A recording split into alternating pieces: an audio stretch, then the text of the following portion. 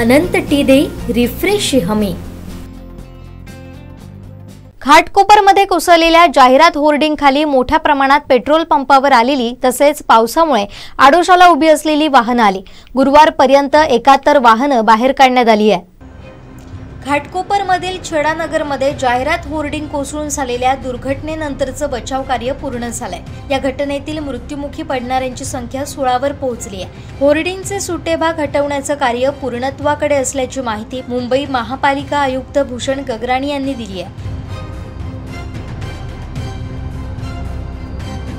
या दुर्घटनेत मृत्युमुखी पडलेल्या व्यक्तींच्या कुटुंबियांना राज्य सरकारकडून मदत जाहीर करण्यात आली असून ती मृतांच्या नातेवाईकांकडे लवकरच पोहोचवण्यात येणार असल्याचंही आयुक्त गगराणी यांनी सांगितलं।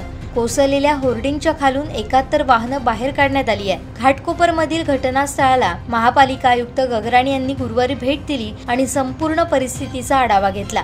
घाटकोपरमध्ये घडलेल्या दुर्घटनास्थळी बचाव कार्यासाठी मुंबई महापालिका, मुंबई अग्निशमन दल, Mumbai police, MMRDA, NDRF, Hindustan petroleum corporation, महानगर गॅस लिमिटेड यांच्यासह विविध शासकीय आणि बाह्य यंत्रणांचा समावेश होता। घटनास्थळी अन्य कोणतीही व्यक्ती अडकली नसल्याची तपासणी करण्यात आली असून या पाहणीअंती बचाव कार्य पूर्ण झालंय।